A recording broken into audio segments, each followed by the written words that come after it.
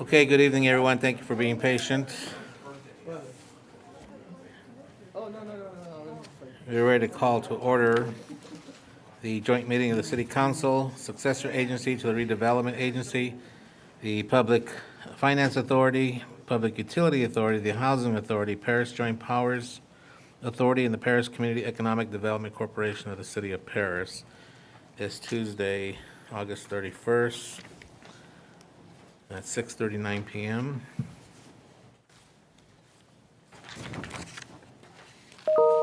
Madam Clerk, can we have roll call, please? Sure. Councilmember Rogers? Here. Councilmember Nava? Here. Councilmember Corona? Here. Mayor Pro Tem Rab? Here. Mayor Vargas? Here. Thank you.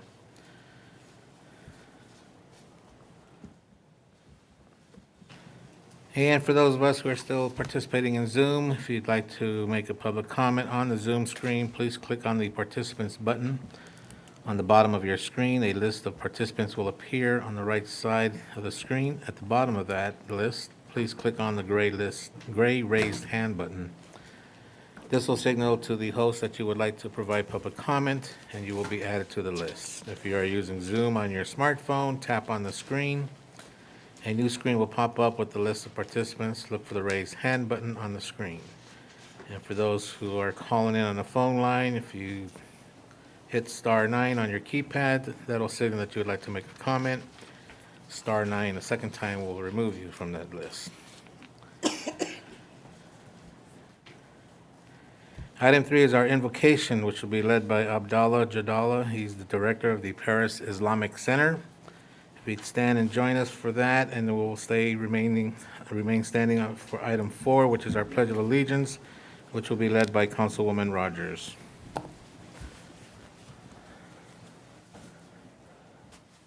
You got the floor, Abdallah. Don't forget to unmute yourself. Good evening, council members. Good evening, Mayor Vargas. Good evening, Paris leadership, city leadership. Let us begin our prayer. In the name of God, the most gracious, the most merciful, Lord of the heavens and the earth, Lord of the seen and the unseen, Master of the day of judgment, we thank you for the blessings you have bestowed upon us, those that we recognize and those that we are unaware of. And we thank you for the gift of life. O Lord, pour your blessings upon the city of Paris. Give us strength. Help us to make the right decision. Forgive us for our shortcomings. Please bless us with abundant rain. And please grant relief to those suffering in Paris and those suffering all around the world. And lastly, guide us as you have guided those before us. Amen. Amen. Please join me as we salute our nation's flag. I pledge allegiance to the flag of the United States of America and to the republic for which it stands, one nation, under God, indivisible, with liberty and justice for all.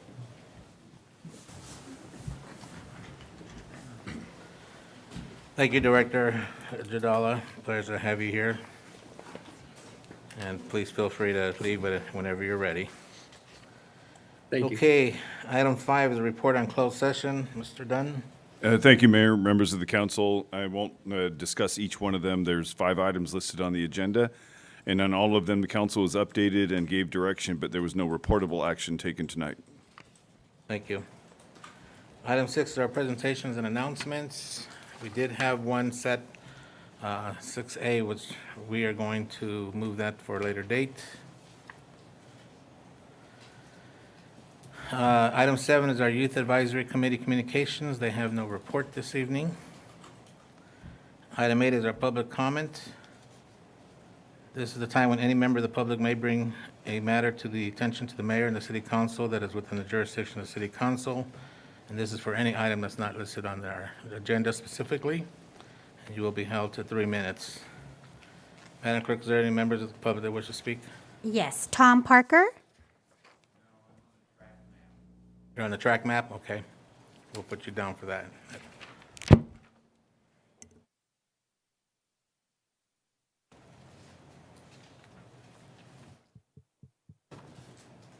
That is all. Anybody at this time in the audience wishing to speak on any matter that's not on the agenda?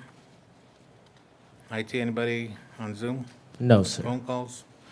All right, we'll close the public comment. Moving on to item 9, approval of minutes. 9A is a consideration to approve the minutes of the regular meeting held on July 27th, 2021, of the City Council successor agency to the Redevelopment Agency, Public Finance Authority, and all those listed on our agenda. If nobody would like to pull or move anything, I entertain a motion to approve. I have a motion by Councilwoman Nava, second by Councilwoman Rogers. Please call roll call vote. Councilmember Rogers? Yes. Councilmember Nava? Yes. Councilmember Corona? Yes. Mayor Pro Tem Rabb? Yes. Mayor Vargas? Yes. 5-0, motion approved. Thank you. Item 10 is our consent calendar. Consent calendar items are normally enacted in one motion. The mayor or city council may remove a consent calendar item for a separate action. We will have public comment, which will be limited to 3 minutes. Council, anybody want to pull or discuss anything before we? I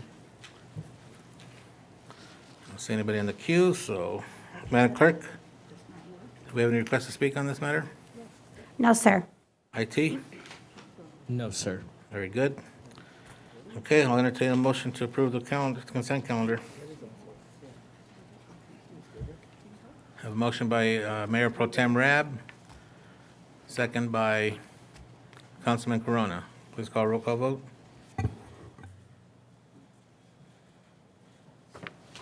Councilmember Rogers? Yes. Councilmember Nava? Yes. Councilmember Corona? Yes. Mayor Pro Tem Rabb? Yes. Mayor Vargas? Yes, 5-0, motion approved. thank you. Item 11 is our public hearings. We will allow for public comment, which will be for 3 minutes on each item. 10A is a consideration to adopt proposed resolution number next in order, approving tentative tract number 37808, a proposal to subdivide 53.15 acres into 145 single-family residential lots with 10 lettered lots, A through J, located at the southwest corner of Metz Road and A Street, north of San Jacinto. The applicant is Steve Letwinch, J&C International Group. This item was continued from our July 27, 2021 council meeting. Mayor and City Council, this item will be presented by Senior Planner Nathan Peros. Thank you. Mr. Mayor and members of the council, tonight we have before you Tract Map 37803, which was continued from the July 27th City Council meeting to allow additional time to respond to residents' concerns and to respond to council requests for clarification on some of the items.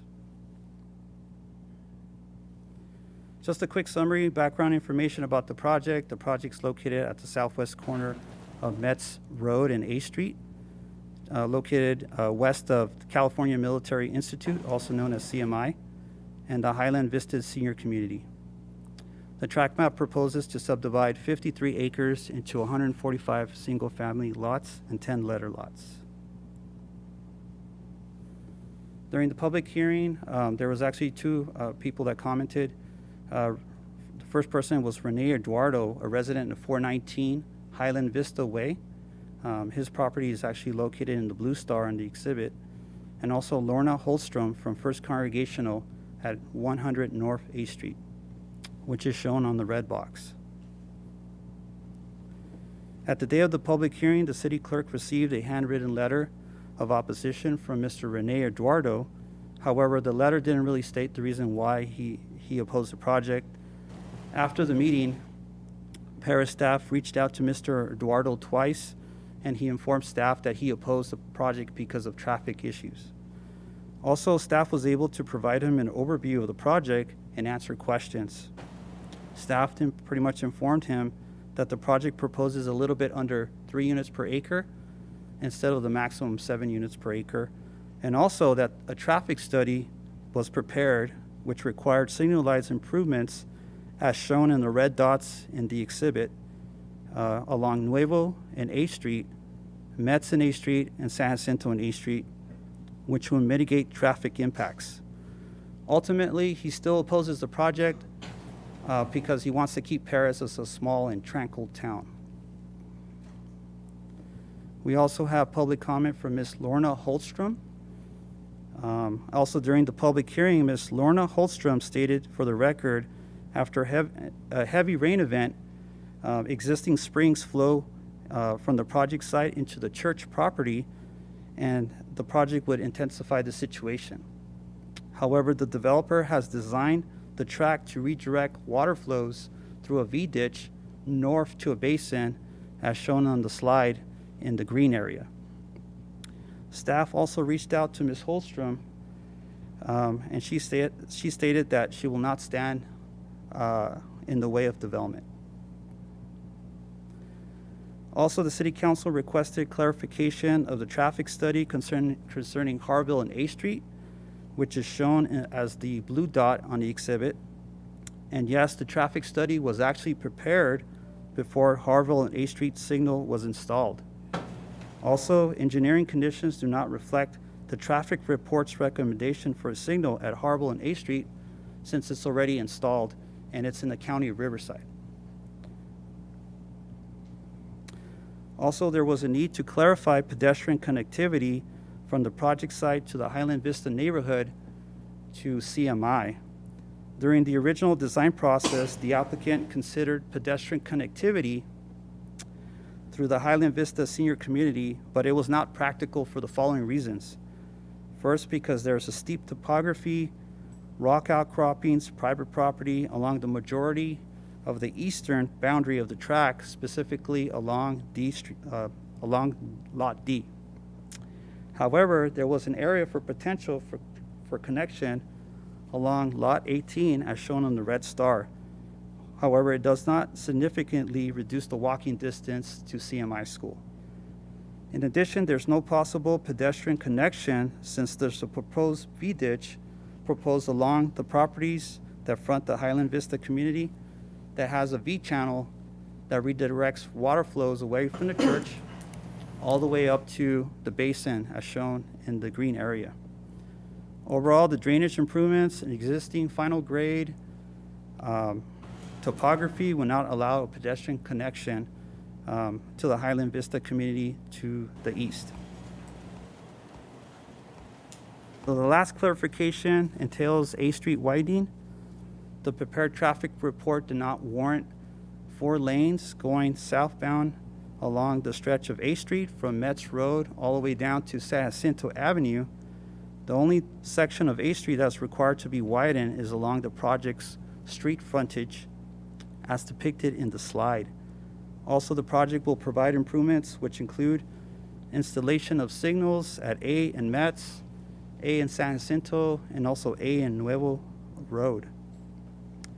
Also, the project will provide a northbound left turn pocket into Metz Road and 2 southbound lanes on A Street. So with those clarifications, staff recommends that the City Council adopt mitigated negative declaration 2352 and approve tentative tract map 37803. So I'm here to answer any questions. Also, the applicant, Mr. Steve Lewich, is here to answer any questions you might have for him. Okay, great. I'm going to continue with the public hearing portion, and then we'll get back to you and the applicant. I never did close the public hearing, so we're just continuing on, so. That's I believe- correct. The public hearing, Mayor, was continued until Right. tonight. So are there any requests to speak? I believe there's one gentleman, Yes. Tom Parker? Mr. Parker, yes. Good evening, Council, Mayor. I've been a resident of the area for 75-plus years and a member and attending the church for that length of time. Our complaint is still, in the 30 years the new building has been there, we've had 2 winters with heavy rain. The air conditioning ducts are under the floor level. They filled with water both times and we had to pump them out. One year the water did run above and below ground in the driveway and down A Street south. Our only complaint is that water mitigation, and it is due to heavy winter rain. because it is a natural drain. Even though land will be put on top of it, Mother Nature does her own thing. Thank you very much. Thank you, Ms. Parker. Anybody else, Madam Clerk? That is all. IT? No, sir. Thank you.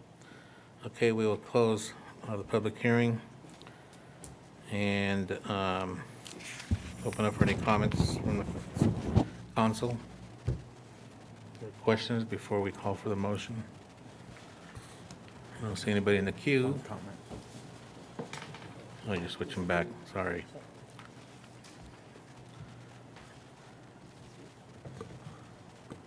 Oops. Okay, Councilman Corona? I do have a question for the applicant, Mr. Steve Leibnitz.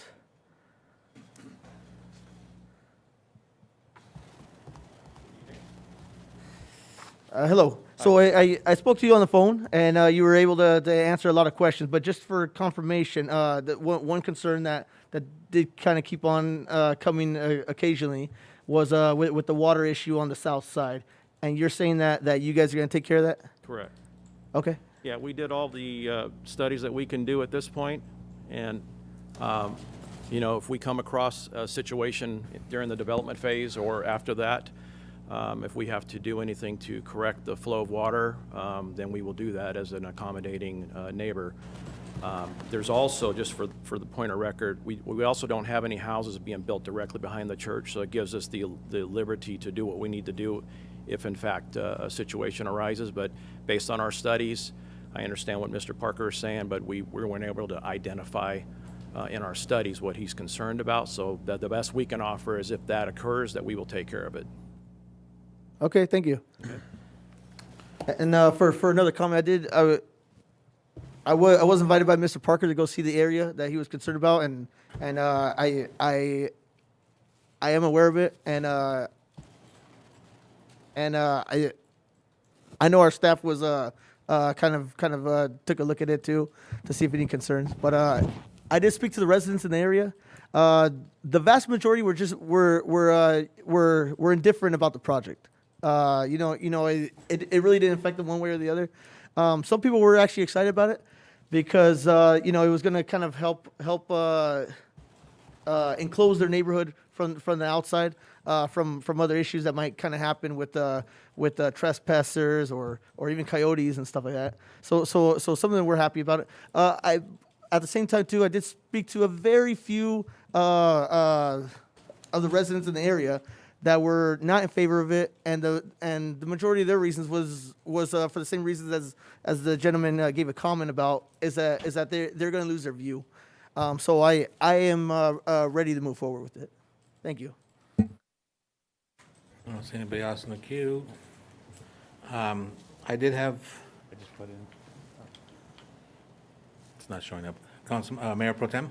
Yes, thank you, Mayor Vargas. I just want to thank staff for reaching out to all the residents who had concerns regarding this project.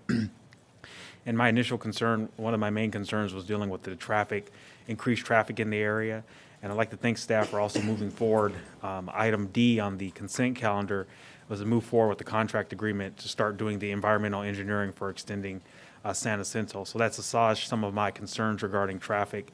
And I'd just like to thank, once again, the members of the public for coming out and speaking regarding this issue, the applicant for meeting with me via Zoom and answering any questions that I had. And while we would like to maintain the rural community that is Paris, that we've all known as Paris, we are in a desperate need of housing, and this project will help alleviate some of that housing. And I'm glad that staff is working toward alleviating some of the traffic concerns. So like Councilman Corona said, I'm prepared to move forward on this project as well.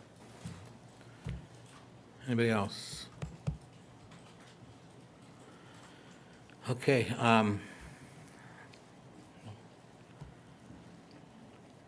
Okay, now it popped up. Councilwoman Nava? Thank you, Mayor. One concern that hasn't been touched on yet is that residents wanted access to that area. And that was explained in the agenda, but I'm hoping that the applicant could go ahead and confirm whether that would still be the case, whether residents will have access to the open land.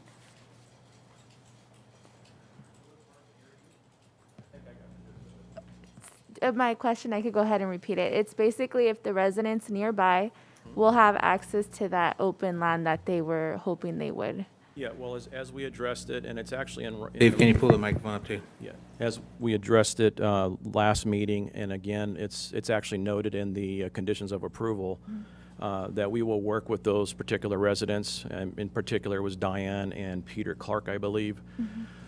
So what we've discussed is that we will do a waiver of liability agreement between both parties, and it'll be specifically to them why they occupy that space. But we as a developer and owning the property have to be concerned about the liability aspect of somebody falling and getting hurt, especially with the rock cropping. So we're trying to be neighborly, but we also have to consider the legal ramifications. Okay, thank you. And that answers my question. This is a great project in my understanding, and I appreciate the fact that the developer has taken into consideration, and I appreciate the residents who voiced their concerns as early on as a planning commission. I have been following this project ever since then. I know in that area there are some vagrancy issues, which I feel by adding these homes in this project, it would help alleviate some of that. So those are all my comments. Thank you. Thanks. Thank you.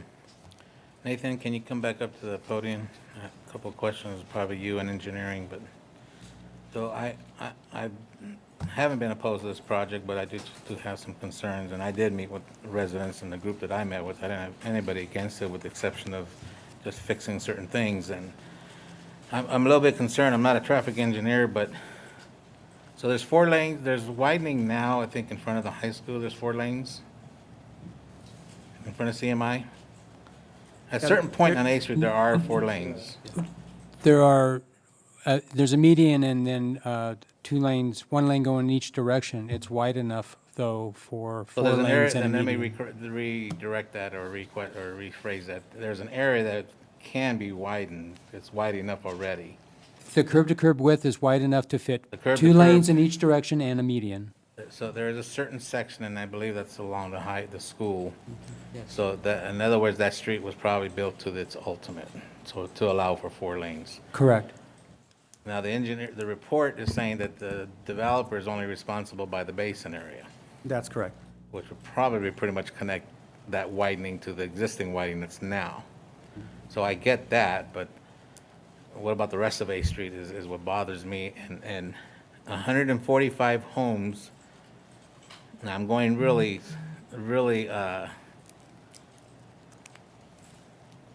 conservative here, but 2 cars per house, that's 300, but there's never 2 cars in the city of Paris.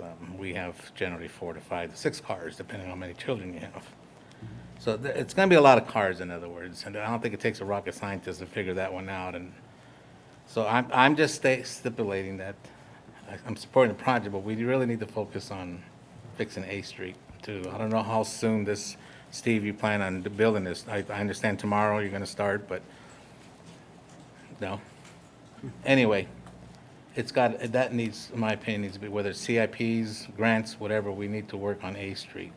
The signal lights are going to be great. It's going to help minimize some of the traffic flow, but you got CMI, the New Horizons, the Charter Elementary School.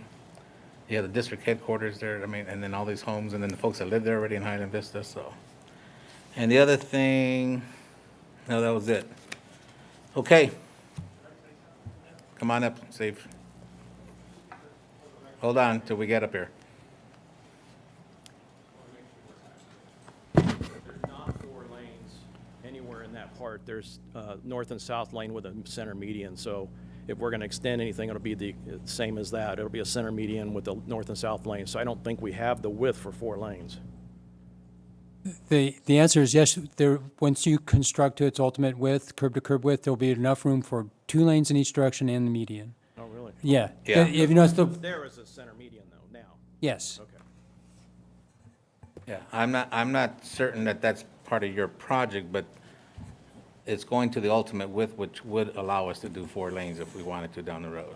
Okay, gotcha. Now that you're up here, Yes.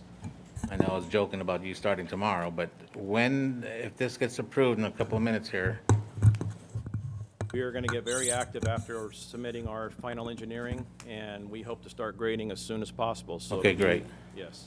Excellent, The project okay. is moving forward. We're not just going to get it approved and then set on it. We're actually going to move forward. Okay, I'm going to hold that to you because you Yes, just sir. said that on public record. Thank you. Guaranteed. All right, thank you. Okay, folks, if that is it from this council, I'll entertain a motion on the resolution. I have a motion by Councilwoman Nava, second by, excuse me. I have a motion by Councilwoman Rogers, second by Councilwoman Nava. Please call the vote. Councilmember Rogers? Yes. Councilmember Nava? Yes.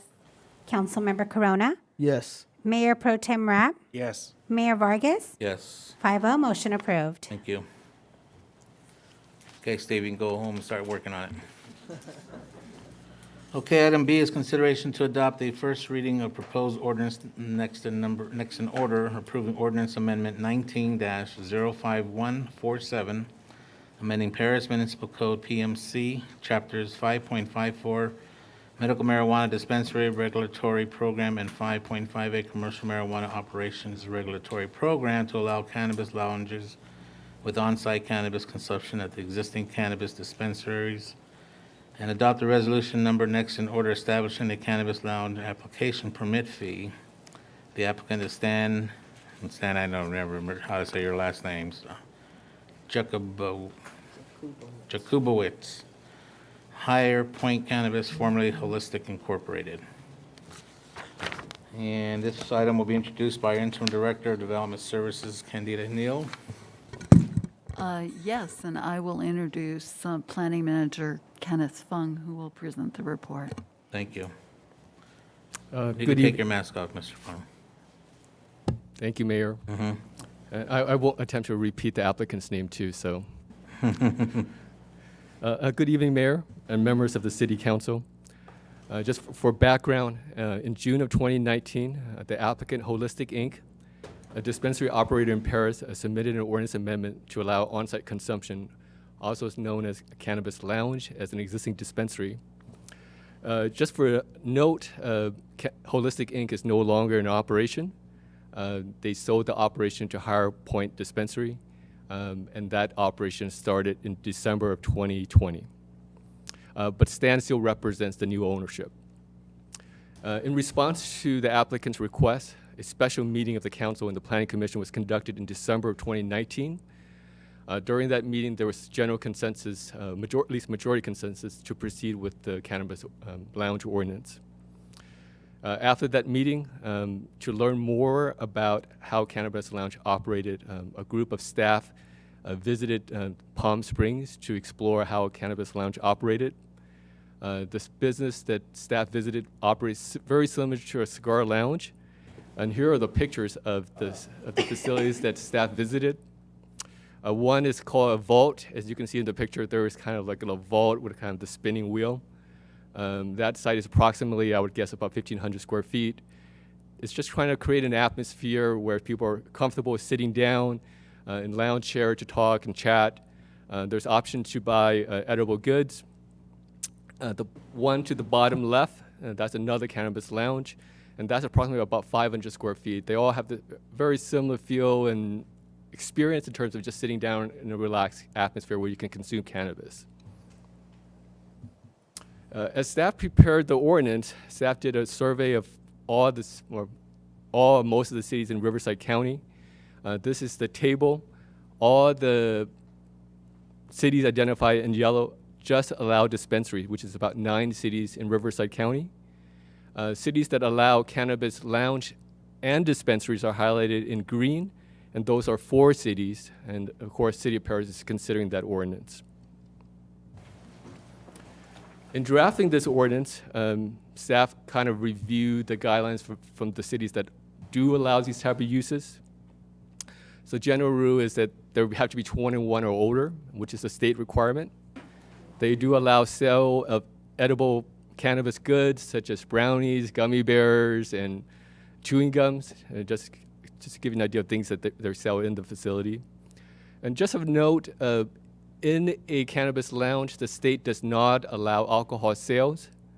and they do not allow consumption of, let's say, cigars or cigarettes. It's just for cannabis products.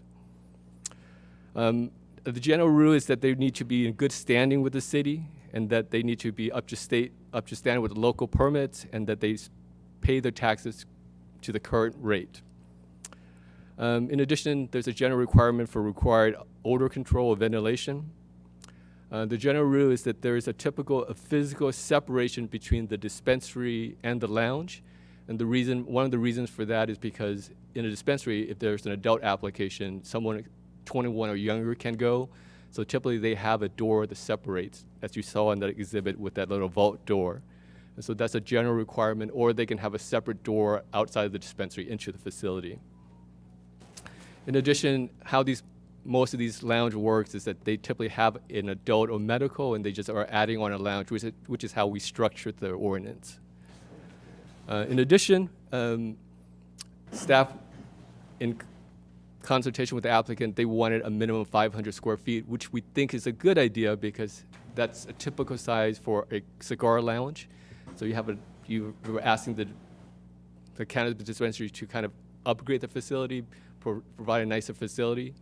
The applicant did initially requested a no cap on the size, but in communicating with the applicant, they're okay with a cap of 1,500 that staff suggested. And the reason staff came up with the 1,500 because we wanted this to create more of a feel like, a hotel lounge and not necessarily a large venue. So that was the thinking behind that concept. As part of your application, there's also a resolution to require a deposit fee of $13,000, which is the estimated cost to review this application. And then this is consistent with other applications, such as the medical marijuana dispensary application. Before I make my recommendation, we made mention in the staff report that they need to be in good standing for 1 year period. We do need to incorporate that into the ordinance, which would be in section 12 and section 13. Payment of taxes, and then 1 year good standing. In conclusion, staff recommends that the City Council introduce the first reading of ordinance number next in order to approve ordinance amendment 19-05147 to allow cannabis consumption, and then to adopt a resolution next in order to establish the cannabis lounge application fee. And that concludes my presentation. I'm here to answer questions. Thank you, Mr. Fung. Before I open up the public hearing, anyone in the council have any questions for clarification? Yes, Mayor, I do. Councilman Corona? Try and put in the thing. Okay. So the question I have, I know our dispensaries, they're required to have a physical security guard there, right? Yes. Okay. But here, they're also going to be selling cannabis, but we're not requiring a security guard here, but only security and lighting? Or is that security entails a security guard? Security entails a security guard. Okay. And that would be part of the dispensary. They're all kind of going to be joined together as one application. But yes, they would require security. Okay. With the dispensaries, could be on site, right? Correct. But well, the dispensary has to be on site, right? Correct. But then at the same time, there needs to be a physical separation. So would they require at least 2 different security guards? That will be reviewed as part of the security plan, and we can include that as part of our general operating procedure for 2 security guards. Okay. So if I may clarify, Councilman Corona, so currently in the ordinance, it's not written in that manner where it requires a separate security guard. If the council wishes to add that as a requirement, being that's 2 separate areas, that can be done, or it can be done on a case-by-case basis based on the operation, the size of the facility, in relationship to the dispensary area. Okay, thank you. That's all you had? That's all I got right now. Councilwoman Rogers? Can we go back to that screen that shows where they're permitted?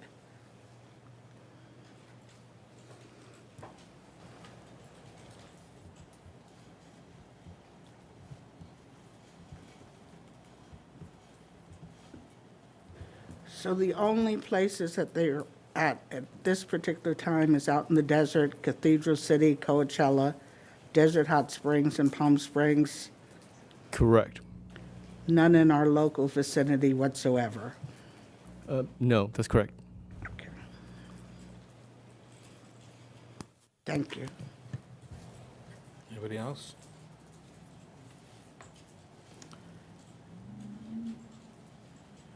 So I was going to talk about the security guard that Councilman Corona was talking about, and as our city manager indicated, it's not in the resolution. I think it needs to be part of the resolution. This is a separate business, if you will, separate from, I mean, the one guard has enough to deal with his dispensary part. There should be another guard required for this lounge part.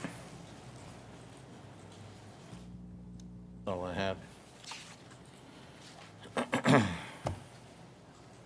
Nobody else has any questions? We'll continue on. I'll open up the public hearing. Madam Clerk, do I have any requests to speak? No, sir. Anybody at this time wishing to speak on this matter? IT? No, sir. We'll close public hearing, and I'll call for a motion on the first reading of the ordinance and resolution.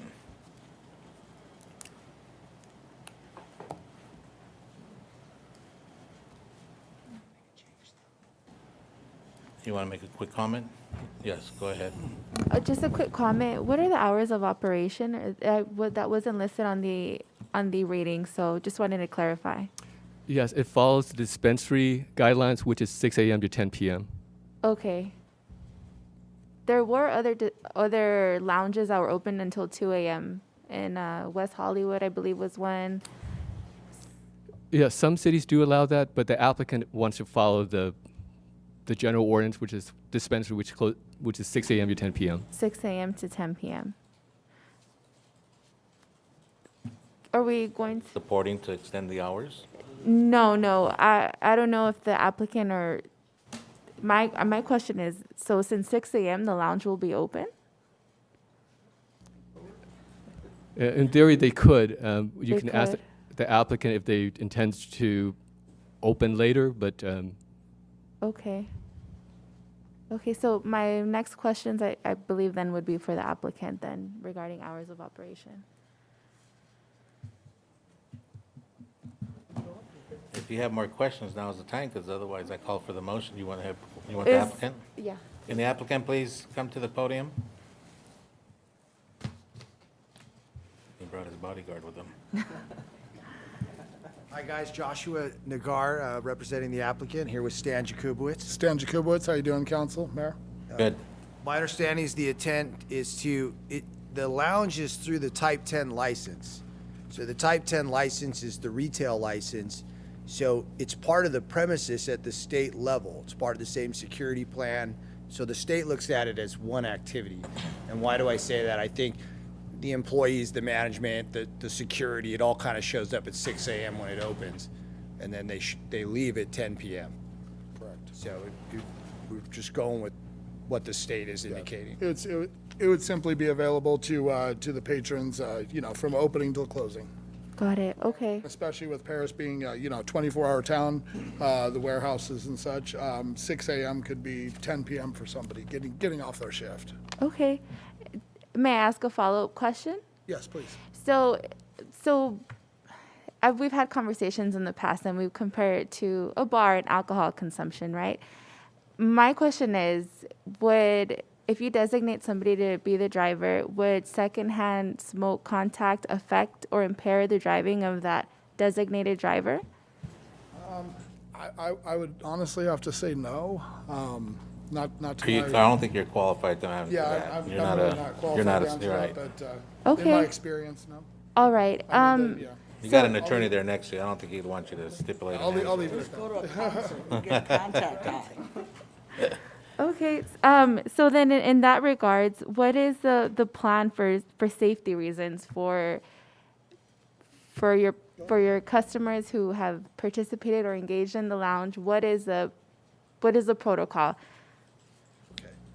Well, the state of California has assembled a task force to deal with, a lot of things, but driving in different circumstances to include using cannabis.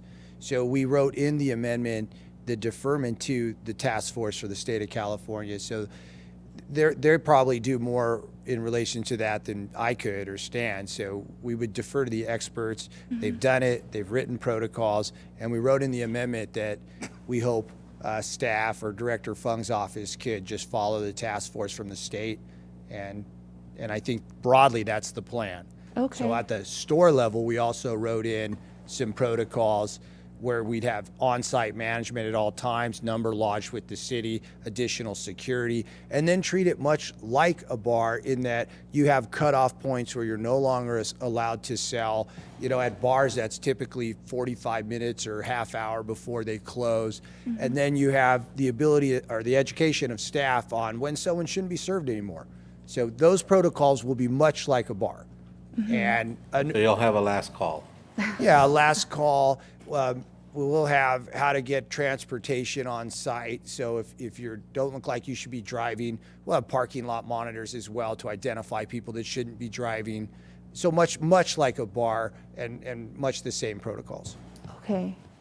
So much like a bar, entertain me with these answers, if you will. So much like a bar, if you had too much to drink, you get kicked out, and that's it. You have to figure out your own transportation, your own ways, your own. But I don't know if in a lounge, how long does it take for you to level down in a point where you can start making reasonable decisions? Well, that's a great question. And again, I would defer to the task force for the state of California, who's probably done more heavy lifting than we have on this. But to continue the analogy to the bar, I think it would have a lot to do with what you've done at the bar. Like if you've drank a bottle of tequila, then I would suggest that might take a second to matriculate through your system. Whereas in the cannabis world, there are various different products, different dosages, and different effects. So it would probably have a lot to do with what they've done. Yeah, and the individual to know their limits, right? Correct, but I think what we would aim to do is to train staff much like a bar to where people know at a bar that if you drink half a bottle of tequila, it's not good. You shouldn't be leaving anytime soon. And it would be analogous with cannabis products. There's certain products you probably wouldn't want to ingest the entirety thereof and get in a car. So we'd be trained to dissuade people from doing that, to offer them 2 sets of public transportation, Uber, you name it, and then to be able to identify them before they get in the car is key. Thank you, and thank you so much for answering these questions. These are more safety concerns, right? And advocating for our community. So, and I have another question, and I hope that our sheriff's department can help me answer. In the other cities where the cannabis lounge are in effect, have we seen a spike in driving under the influence, or is there any way to have data that we can compare?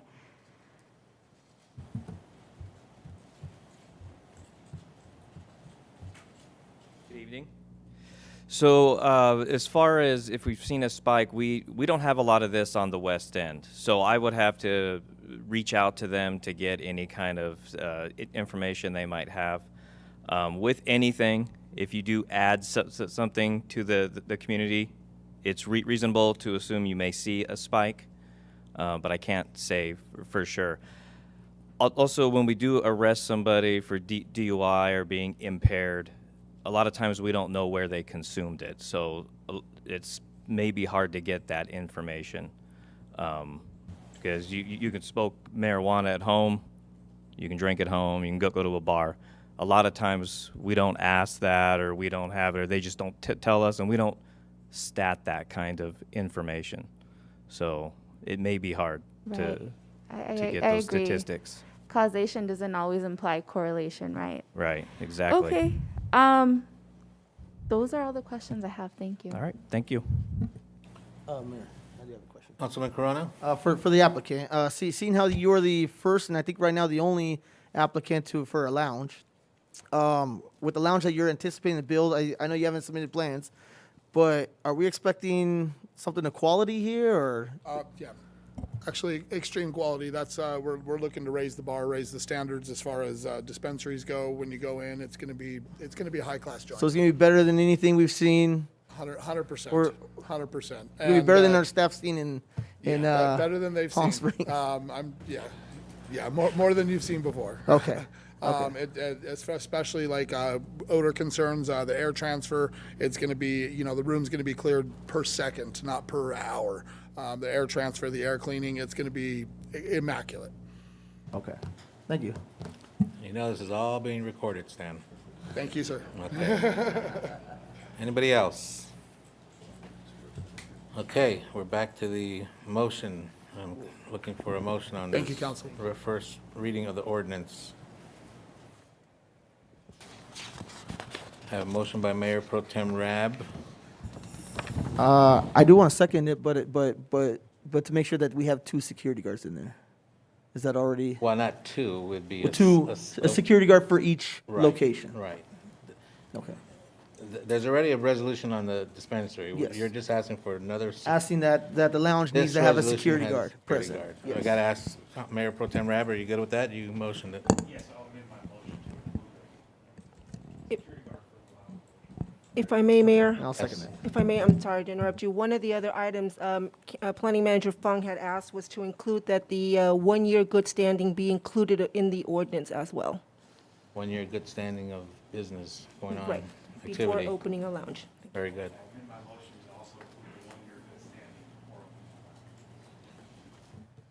Any more amendments? Okay. Do we have a first and a second? You call a roll call vote, please? Councilmember Rogers? No. Councilmember Nava? No. Councilmember Corona? Yes. Mayor Pro Tem Rabb? Yes. Mayor Vargas? So my normal spiel, I am a retired law enforcement officer. I don't support any of this activity, but the Paris residents voted for this. The people of the state of California voted for this, so I'm here by the people, for the people. I'll have to say yes. Corona, Rabb, Vargas, yes. Rogers, Nava, no. Thank you. Item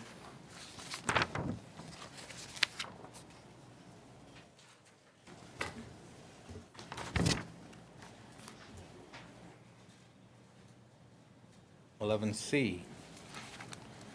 Consideration to adopt proposed resolution number next in order approving the Community Services Master Plan 2021 to 2031. This proposed resolution number next in order is entitled, "A Resolution of the City Council of the City of Paris, County of Riverside, State of California to adopt the Community Services Master Plan and findings and support thereof." And this will be introduced by our Community Services Manager, Mr. Arsenio Ramirez.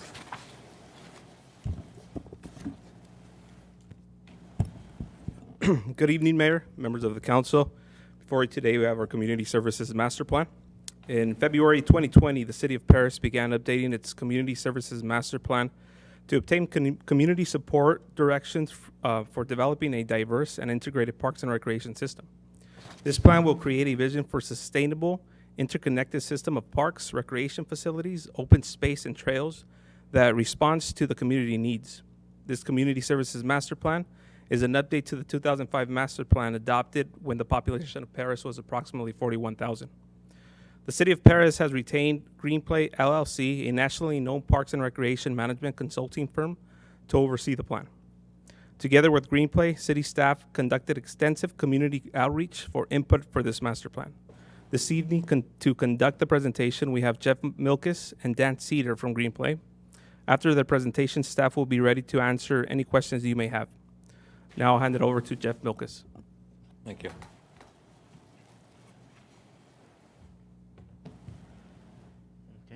Good evening, Mr. Mayor and Council. Again, my name is Jeff Milkis. I'm a consultant with Greenplay, and Jeff, feel free to take your mask off while you're oh. talking. You're by yourself up there. Is that better? Okay. Yes. Well, that's certainly better for me. Yeah. Anyway, it's a real pleasure to spend just a few moments with you tonight to be able to provide a short synopsis or introduction to really what the master plan is about. My hope tonight is that I can kind of just provide you some tidbits of information. The document is very comprehensive. It's got a lot of information in it, and we really tried to get to the bottom of where we are today, where we think that you'll want to be, and where you'll be going in terms of your parks and recreation system.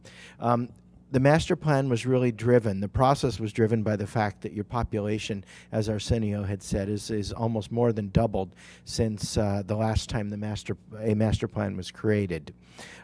In order to really make sense out of what the real needs in the community are, what better way to do it than to communicate with your community members? And over 500 community members, key stakeholders, helped us to provide really good information, really good thoughts about what would the park system look like? What are the priorities and where are we today? Well, we ended up with some reoccurring themes as a result. I'd like to share just a few of those with you. We acknowledge, as does the Community Services Director and her staff, that homelessness in and around the park, safety and security is definitely a concern. However, they've taken affirmative steps during the time that we worked with this, started with the master plan, to actually bring and restructure the way that much of the park maintenance reports and occurs. Trail connectivity, walking opportunities, and the general theme of health and healthy activities across the spectrum for your community are really priorities that were very much brought to light during the planning process. Better lighting, improved safety and security, better condition and maintenance of facilities and parks, we know will help to bring along additional individuals into the community parks and into the neighborhood parks. I'd like to give you just a few kind of additional tidbits of information. You've got about 189 acres of parkland, or what we call a level of service of 2.4 acres per 1,000 residents. What's important with that number is that your parks are fairly densely used in comparison to other typical communities, which means that when folks go to the parks, they're likely to have a lot of people per park to compete with, you might say, for parking spots or open space.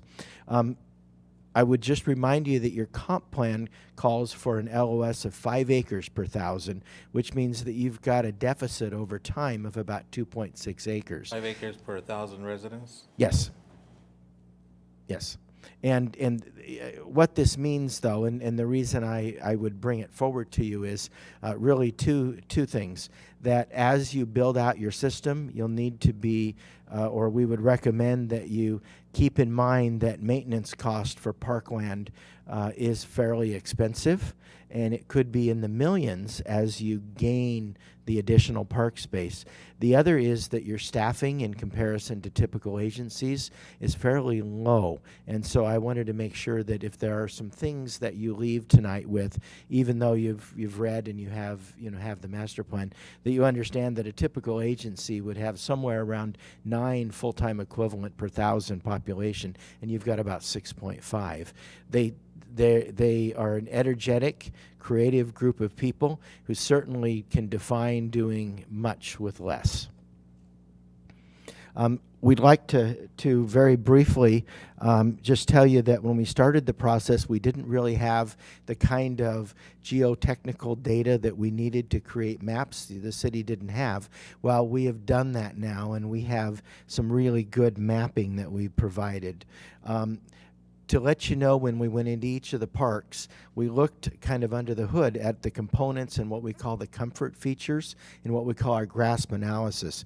We scored each park and each component and each feature, meaning that ball fields and community gardens, water features, what have you, were scored, as well as how far they were from a drinking fountain. The components were evaluated in such a way that we ask, how do these things in the parks interact with the neighborhood and interact with the community? And as a result, we ended up scoring. And the reason that this is important, and I'm going to be kind of buzzing through here, the reason this is important is to be able to give staff the opportunity to best understand what's in each park and what we can do to increase the level of service for all of your community members that may be some that live near the park or may live within the community. So after we've mapped it, where the rubber really meets the road is that now you can sort by low-scoring components and create your capital improvement plans over the course of the next number of years. So as I'm showing you just as an example, by park, by component. We also looked at what we call perspectives, and we looked in each of the community areas to see where were there pockets of individuals that may have lower income, where were there pockets of people that may be of a higher diversity level, where are there pockets where people can't walk to the parks. And as a result, there are many opportunities there to prioritize and to move the park system forward. We looked at existing parks, and there are maps similar to what you have on the screen here for what we would do to provide infill opportunities within the parks, meaning that if there are open spaces, there are ways to raise the score, make the parks more usable, and here's what would fit where, in a sense. And we've got these in the master plan for many of them. Again, we looked at GRASP neighborhood access, and we're pleased to say that for the most part, your parks do provide a good level of access across the board for individuals who live in your community. Walkable access was something that was really important in the very beginning of the master plan discussion, and we looked at the percentage of population who can walk. Basically, if your 8-year-old child or 80-year-old grandparent can't walk across the street because the street is too large, or there's a freeway, or there needs to be a bridge, we understand that there are certain barriers then to getting to those parks. And the master plan goes into detail on where those are, where the walkable areas are in need of improvement. So basically we came up after all of the study with a number of goals, and since you have them, I won't read them all here, but basically we dealt with one that was helping to create and position the department organizationally, administratively, and there's a number of objectives here, and underneath those objectives are many action items. So how the department chooses to move forward with those can be either low or can be right away. It can be midterm type action items, can be long-term action items. So I'll show you how that comes through here in a moment. Aspire to be a walkable city was really important. Every one of these goals and all the objectives are borne out from the public data that we received in the survey or in the in comments from community members. Develop and enhance recreational programs, knowing that, again, as population increases, we want to recommend that you look carefully at the programming that you do, that you consider that there, you can feel really good about the affordability of your programs. You can feel really good about the fact that there's a lot of access to programs. But there is room there if you should so desire to increase what we call the cost recovery of the program, meaning that a typical agency may have 26 or 28% recovery of user fees or non-government revenue, and your department, I think, recovers somewhere in the neighborhood of 7%. But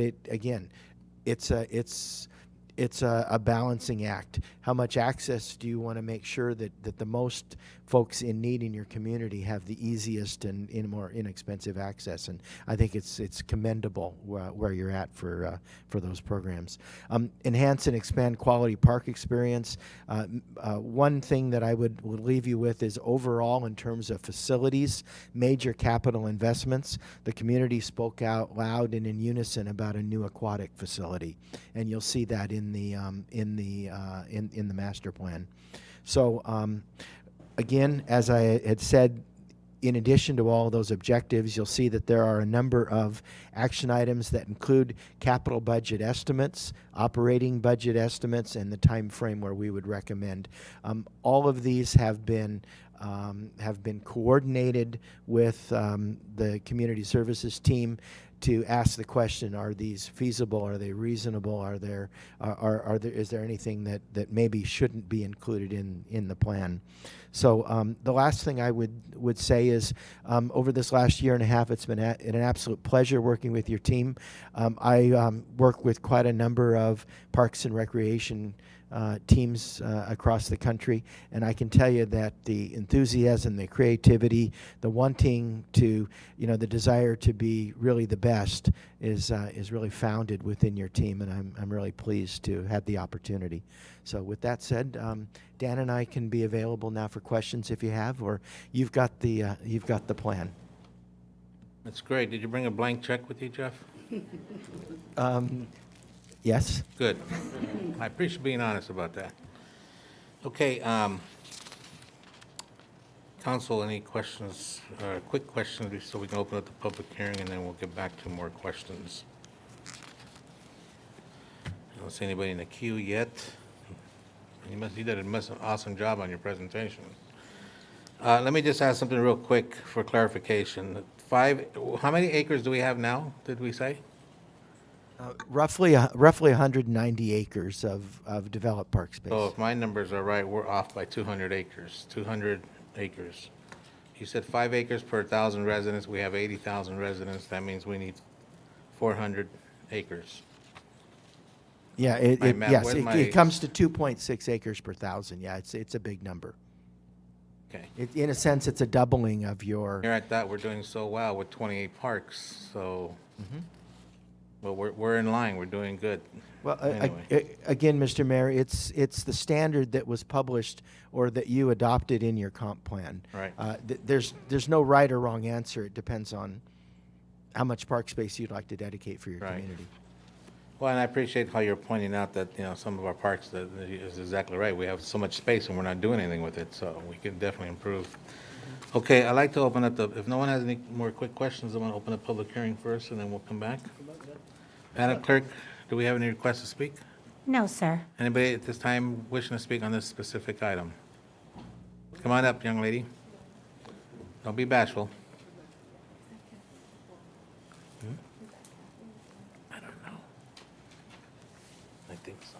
Oh, yeah, she's a brownies cat. The little girl was saved with the Oh, that's Kathy? I think so. Hello. Hello. Hello. You wouldn't happen to be Kathy. Well, very good. Go ahead, Kathy. Tell us what you want to say.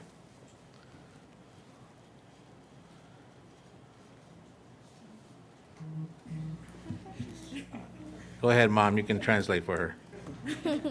So Kathy would like to thank the City Council and the Mayor for taking the time to read her letter, and we were very pleased to find that the improvements are underway, and we got to see them today and personally thank the workers, and we're very grateful. And she looks forward to continuing to work with the city and improving the parks and everything else.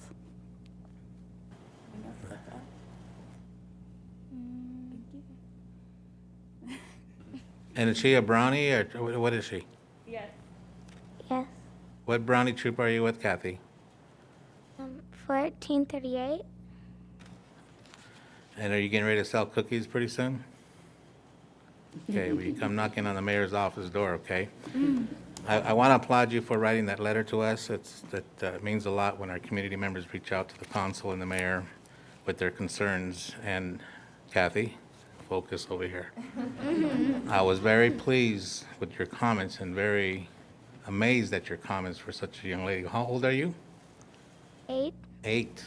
It's very awarding to hear from an 8-year-old on what you had in your comments, and we're taking those we're going to make those improvements, okay? And before you leave right now, I'm going to come down here. I want to give you a key to the city for being for doing what you did. It's amazing that you stepped up to the plate and brought some issues to the city council, okay? So hang on.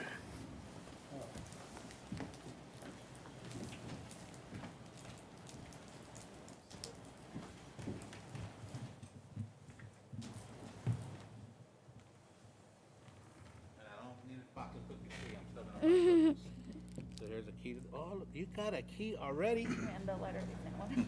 Oh, I did do that. That's what happens when you have a secretary, right? Okay, but this one says Office of the Mayor. And that's gonna be yours. You're the first person to get that in the city. Okay, that's special. So put it on your.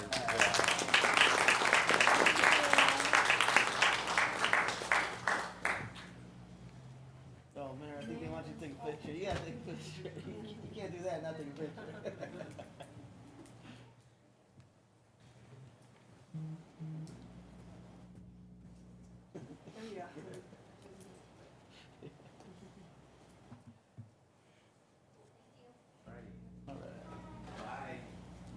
She's got a lot of badges on her vest. Yeah, she has to put them on the back too. Yeah.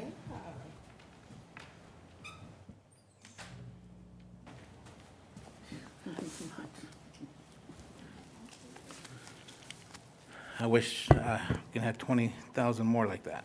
Yeah. And I'm sure we do. We just gotta be getting to break them out of their bashfulness. Okay, anybody else for public comment, Madam Clerk? No, sir. Anybody else in the audience or IT? No, sir. Okay, we'll close the public comment or public hearing.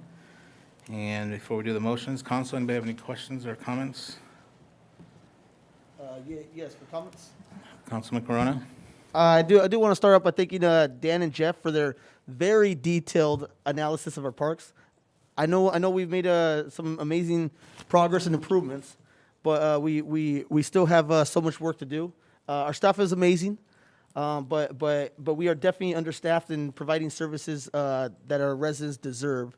But I'm definitely looking forward to read in more detail about the report and try to look to see about finding monies and grants and all the stuff to get us at the level that our residents deserve. But thank you.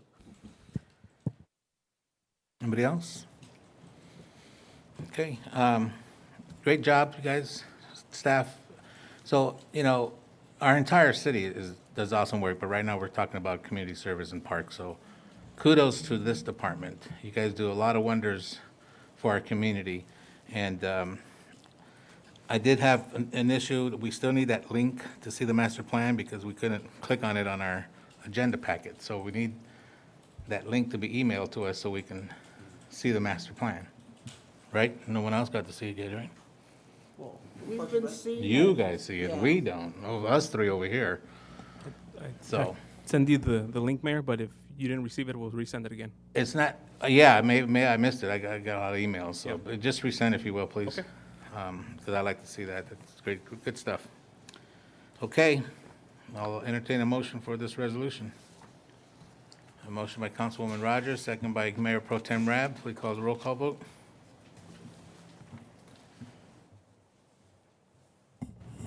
Councilmember Rogers? Yes. Councilmember Nava? Yes. Councilmember Corona? Yes. Mayor Pro Tem Rab? Yes. Mayor Vargas? Yes, 5-0, motion approved. thank you. Okay, that concludes our public hearings. Item 12 is our business items, not requiring a public hearing. 12A is consideration to approve a 12-month contract with the Social Work Action Group, also known as SWAG, for the fiscal year 2021-2022 homeless services in the city of Paris. This will be introduced by our Economic Development Housing Manager, Ms. Michelle Ogawa. Hi, good evening, Mayor and members of the council. I'd actually like to introduce Ms. Sarah Cortez de Pavone to present this item. She was recently promoted to Principal Management Analyst in the Housing Division to manage our quality of life programming and homeless outreach services. Good evening, Honorable Mayor, members of the City Council, and City staff. The item before you today is in regards to the upcoming 2021-2022 contract proposal for the Social Work Action Group, or SWAG, for homeless services in the city.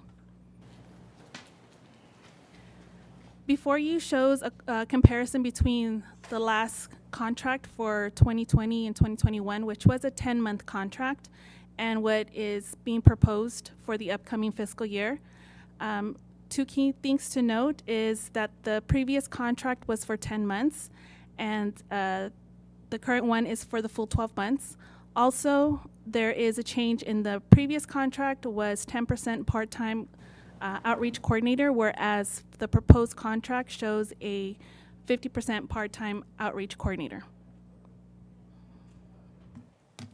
As you know, the City of Paris does participate in the point-in-time count, which is held every January towards the end of the month. That's when we go out and we do a homeless count. And since SWAG has been contracted with the city, we have seen a steady decrease in our homeless population. One thing to note is that in 2021, due to COVID, we did not do the point-in-time count. And next, I will bring up Aaron Petrov, and he is part of SWAG for their presentation.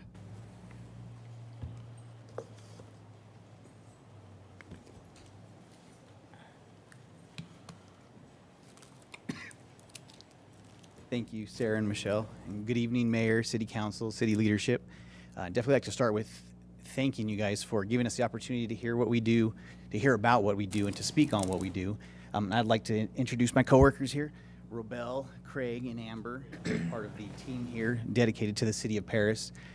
You know what we do, we're called homeless service providers.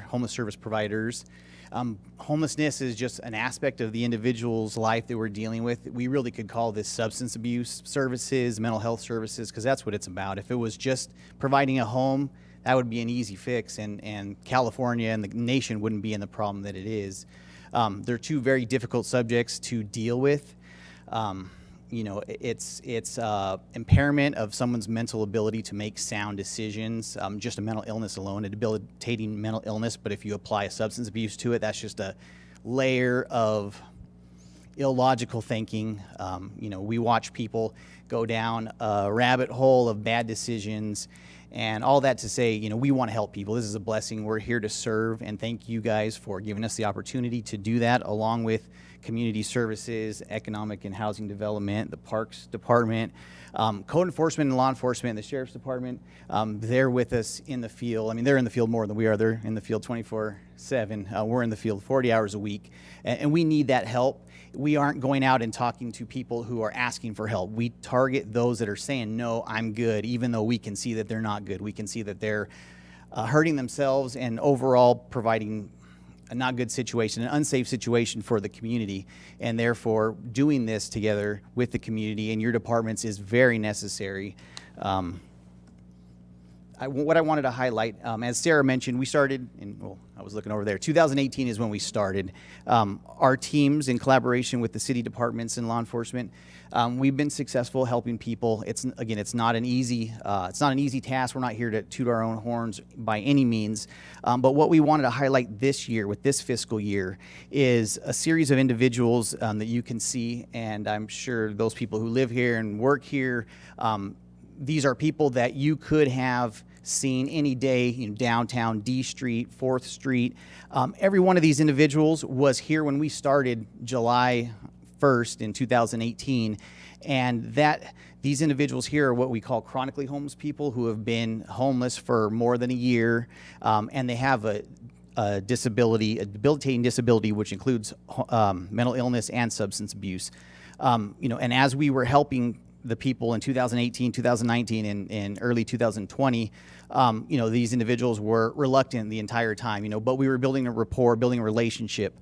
And so, you know, for us, it's not about, I'll be honest, it's not about quantities of people. I mean, we'd always like to help more, but the people that we go after, the people we serve, it takes a long time, generally speaking. Every once in a while, somebody after a couple of months will say, you know what, I've been waiting for this kind of help, and take it. But unfortunately, that's not the case. But fortunately, you guys have given us the opportunity to continue to serve, and this will be our 4th fiscal year, hopefully, and we're excited to continue that, because I never want to be in the position where, you know, we're doing a good job and then, oh no, now we're no longer needed, and individuals such as these who have called Paris their home for many, many years, you know, our team is still working with them. As you could see, there's people with the designation of being in our SWAG PSH program. That's SWAG's Permanent Supportive Housing Program. Those are homes that we own, and we provide these individuals with 24/7 case management, because, you know, somebody has 17 years of homelessness and meth and heroin use, they don't change that behavior overnight. You know, it's a process. And so I'd just like to thank you guys again for allowing us that opportunity. And here are some stats that, again, just kind of reflect the amount of effort and service that goes into dealing with and serving, I shouldn't say serving this population, because that's what we're doing. You know, we're not here. They're not in our program because of merit, it's because of need. And these engagements, these client engagements, so many of these have been alongside code enforcement and law enforcement. It takes a team. You know, we need that help with law enforcement and code enforcement. They help us raise rock bottom. I like to say their truth and we're grace. You know, they're here to say, you know, it's not illegal to be homeless, but by the nature of your drug abuse, you know, your trespassing, that sort of thing, it is a crime. And you know, they want to hold them accountable, and we want to be alongside them to say, yes, you know, you got to be held accountable, but we're here to provide grace and help you through the process. Because going into treatment, if you're a heroin addict, there's nothing that can be done today unless you get hit by a car and you're in the emergency room and you're forced to withdraw. It's a long process of psychoanalysis. You got to get cleared mentally, you got to get cleared physically, and then you got to wait for a bed to open up. And all the while, you know, they're wanting to backslide. You know, they have good days, they have bad days. So again, this is just to highlight the amount of effort that it takes to serve somebody properly. And, recommendation. With that, I would like to open up to questions for anybody.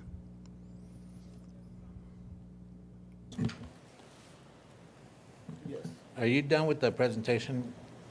Sorry, I jumped to your Sarah. It's okay. The only recommendation that we do have is that the City Council authorize the execution of the contract services agreement in the amount not to exceed $240,630, and authorize the city manager or her designee to execute all related documents in a form approved by the city attorney.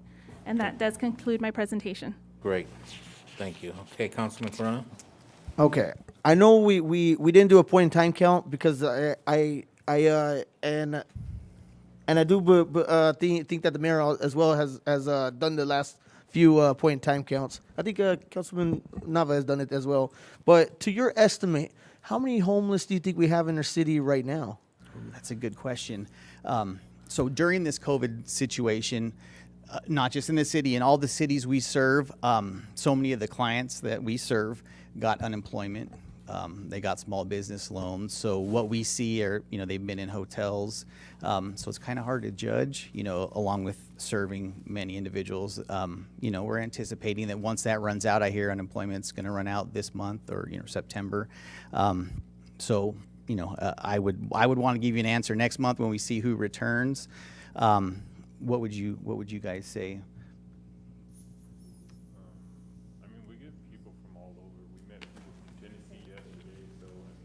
Okay, hold on, guys. We number, can't hear. maybe Hold 40, on. Aaron, 40 to 50 people. Aaron, we need him to come to the microphone and Sorry, speak. Craig. We So can't hear what he what said. Craig was saying, 40 to 50 people is what I would guess right now. Okay. So is the number going up or down? About to stay the same as 2019? Yeah. Okay. Okay. And now for the individual that you say that come from Tennessee, why are they coming to Paris? Great place to be. It is, but he told me he was working on like music and stuff. Yeah, you gotta speak down in the microphone. Oh, sorry. He said that he was working on music. He came with his girlfriend, and you know they were trying to focus on like a music career, but he didn't tell me why they were in Paris. So. Yeah. Okay. But that's definitely not the norm. You know, the people that we do come across, every once in a while will be somebody from a neighboring city, you know, and we see the same thing in those cities. Yeah, but I got to interrupt, Councilman Corona.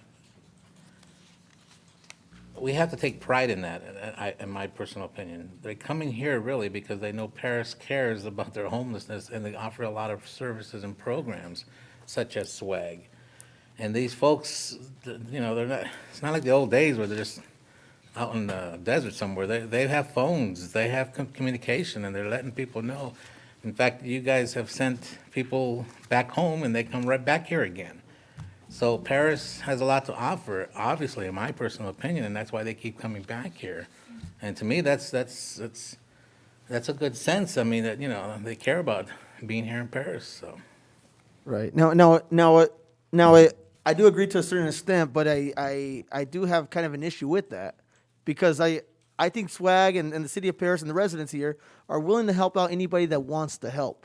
But for those who choose to be homeless, who continue to carry on with the lifestyle, I think that the residents have kind of lost a little bit of their patience. I mean, people come here, with the kids who claim to want money for a funeral. They come to places like Paris because Paris is a giving place, But and say that with the homeless, right? They'll come here and they'll ask for money, and people will give them money, and then they'll continue on with their lifestyle, and there's no sense of changing it. But with the residents, I think have lost their patience in certain aspects. When they're going to the park and they see someone sleeping there, or they go in the restroom and someone's laying in there, or they're bothering women when they're just trying to do their grocery shopping and stuff like that. So I do agree with you to a certain extent, but I don't approve of that at the same time in many aspects. So if we're continuing to address those issues, kind of continuing to let them know, hey, there is help right now, and if not, there might be some other place for you to be at. With the homeless that are from the city of Paris, it makes sense. But if they're coming from other cities because their cities are sending them over here, maybe, or the other cities are maybe being, I don't want to say more aggressive, but less accepting of their lifestyle, then I think that Paris needs to kind of match up with that, or else pretty soon we're gonna be one of the cities. Because I know Los Angeles just approved some ordinances. And my concern is that some of those people are going to be being pushed out over here. So are we seeing people from LA already? Not necessarily. Okay. And we, Councilman Corona, we absolutely agree with that. In all the areas we work in, because we strive to serve those who feel like this is their community. They've been on the streets chronically for over a year. That's who we focus on. And when somebody comes in from a neighboring city, it's easier. We can literally drive them back over there. But when somebody comes in from outside the immediate area, our focus is not, we don't make them comfortable. It isn't, here's the array of services open to you. That's absolutely not what we do. The situation with that would be, we don't have housing for you. We can get you a trip back home to where you're at. And then even in doing so, it's not just a one-way bus ticket and that's it. We want to make sure that there's people on the other end that will receive them. But absolutely, we don't open up, the array of services to people who are freshly here. And we focus on those people who the residents are tired of because they see them at the same spots. And I don't want to speak on behalf of the Sheriff's Department, but they work with us on those difficult people, those people that aren't wanting to leave, that aren't wanting to change their life. So I think we have the same mindset. Okay. Councilwoman Nava? Thank you, Mayor. I just want to go ahead and give great thanks to the social workers for all that you do in serving our community. We know this is really difficult and challenging work to do, so we truly appreciate you. And here in the city of Paris, based on our homeless task force committee that we have, it's a collaborative approach. And we know homelessness is a complex issue to address, and there's no one-step solution. So I'm really proud of what we're doing here and all the work that you all do in collaboration with our code enforcement, our sheriff's department, and our residents themselves, because as we've done in the past, we have our Paris Cares campaign, which we encourage residents, and even though they have a really giving heart, donating $1 to homelessness will not solve their long-term issues and concerns that they have. And so for that, we thank you for offering that, for offering resources that will actually be the long-term way off of the streets here in the city of Paris. So with that, I just want to commend you and all the efforts that you have. We have a really unique model here where we have our social workers at the forefront dealing with it day in and day out. As you mentioned, 40 hours a week. And I know that you work off schedules, as the point time count was at 5 a.m. last time I participated. So just want to go ahead and give great kudos, and hopefully we continue to see that decrease that we have in the past. Thank you. Thank you. And that's the hope. Councilwoman If we Rogers? continue this model, each year we will continue to reduce the number. We'll help the influx, find another place to go. But those people that have made this their community, over the next few years, if we have this same progress, which I believe we will see that number continue to reduce. And the community will know that this city is doing so much more than many other cities to be proactive. So we're very thankful for that. I just want to commend you for your efforts in reaching out to our community and helping people become sustainable in housing situations now. And I know the people that you showed us tonight that had, some of them had 17 years of homelessness. They are now placed in your homes that you own, is that correct? Those individuals, a combination of our homes and other permanent supportive housing programs that are provided throughout the county. Okay. What is the plan to help them sustain their own housing at this point? And that's a good question. It's individually based, because we have individuals in their early 20s, a young man, the middle bottom in his early 20s, and then we have individuals that are in their 70s. So, I never want to count anybody out, and I never want to be the one to say, you know what, you're 70, you can't work, because we have a 75-year-old on our team who works. And I hope I'm working when I'm 75. But it's very different. It's an individualized approach. It's called permanent supportive housing, but in my mind, in our mind, you're not going to be here permanently. We give them the hope and the truth that they can be, but we want to inspire everybody to be the best version of themselves. And so it always starts with addressing the substance abuse, because everybody on this group of individuals were addicted to a substance, and then addressing the mental health. And then again, it's, we'll sit down and say, if you had a magic wand, what would you be doing? And let's help you do that. This is a do-over. We're not holding you accountable or beating you up for your previous life, choices. This is a chance to move forward. And so hopefully, if we came back and reported on these individuals a year from now, maybe 25% of them would have moved on positively, and then the other 75% are working towards that. And hopefully 5 years from now, each one of those individuals could be living independently without our support. In the housing that you own, that SWAG actually owns, is there a time period that people can stay there before they have to move on, or is it based on a one-on-one situation? One-on-one situation. In theory, they could be there permanently, but again, we want to inspire them, at their pace to, most of the people we serve, they truly will be reunited with family members. They have wives, husbands, children, parents who, they became estranged because of their behaviors through mental health and substance abuse addiction. All right. Well, thank you for all that you do to reach a very vulnerable population and to give them hope and to give them a chance of having a wonderful life again, and to know that they can be successful, that they can achieve the dream of having home ownership or getting back to work and, being a blessing to their families and being reunited with their wives or children and things that they didn't think were possible. So thank you again. Thank you. Can I say one more thing? Yeah. No. Go ahead. I should have mentioned this earlier. The HEAP, the Homeless Emergency Aid Project that came out in 2018 that the council so graciously helped support us in our application and our ultimate grant award.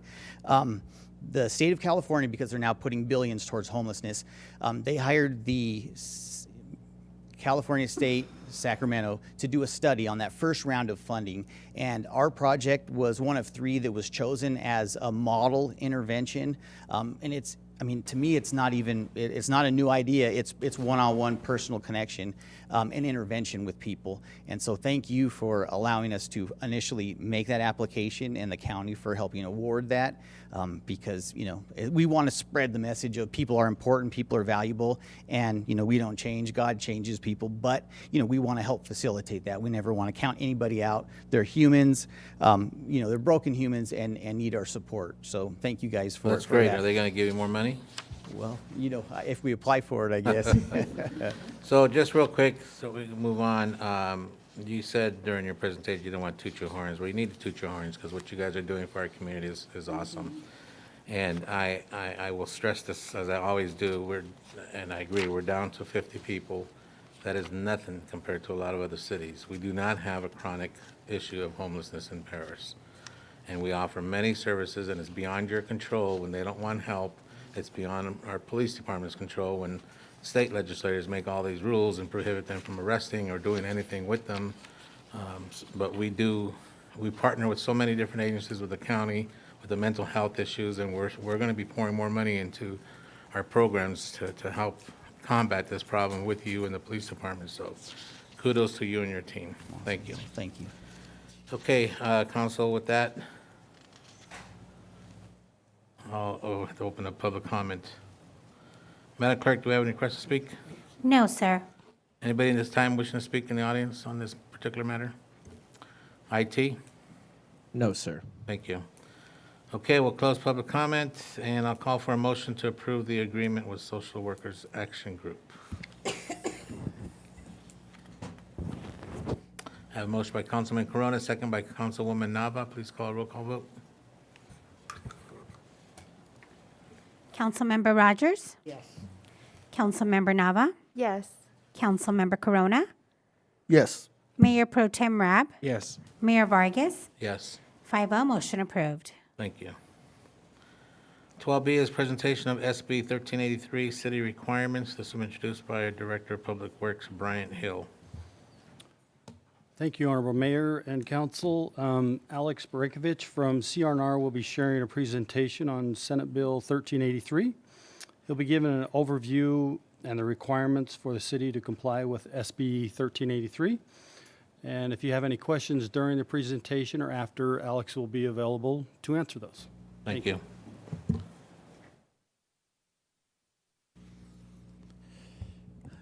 Good evening, Honorable Mayor and Council. My name is Alex Brakovich with CRNR. Staff asked us to come out tonight and do a presentation on Senate Bill 1383. This is a bill that will drastically change the way the solid waste industry does business. So what I'd like to do tonight is just go through the presentation, and then we would be available for any questions that you may have after the presentation or during the presentation as well. I also wanted to take a moment to introduce our newest staff member. Barbara Jimenez is back in the audience. Hi, We Barb. hired Barbara strictly to get the city of Paris and all of our other cities in compliance with 1383. There are a lot of tasks that need to be done with regards to 1383.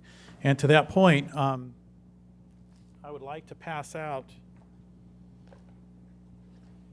just so you guys can kind of see what it takes is we put together a summary checklist of all the items needed for the city to be in compliance with 1383. I don't know who I should give this to.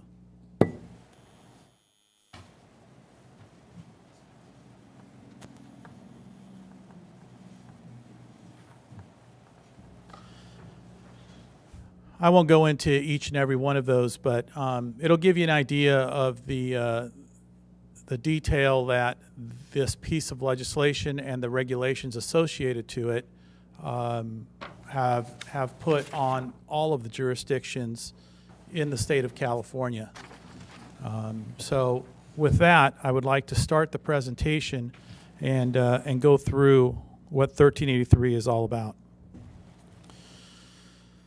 So in this presentation, what we're going to do is give you an overview of the requirements of 1383, the key due dates and responsibilities. There's also an edible food recovery program that's part of this legislation, the educational requirements, the jurisdictional procurement requirements, the infrastructure requirements, the compliance review and contamination monitoring requirements, and some of the solutions that CRNR has put in place for the city of Paris to be in compliance with this set of regulations. So this is my only prop.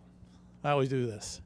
This is the regulatory package for 1383. It's 128 pages of regulations. 6-page law that turned into 128 pages of regulations. It's quite extensive and has a lot of components to it. So the bill was signed into law by Governor Brown back in 2016. It requires the state to reduce organic waste disposal by 75% by 2025. The 75% reduction is equivalent to 20 million tons of organics statewide. And organics, for the most part, is food waste and green waste. There are some other aspects that they've included in the definition of organics, but for the most part, it's green waste and food waste. So what are we supposed to do with it? We're going to get into that. It also requires a state to increase edible food recovery by 20% by the year 2025. SB 1383 regulations go into effect January of next year.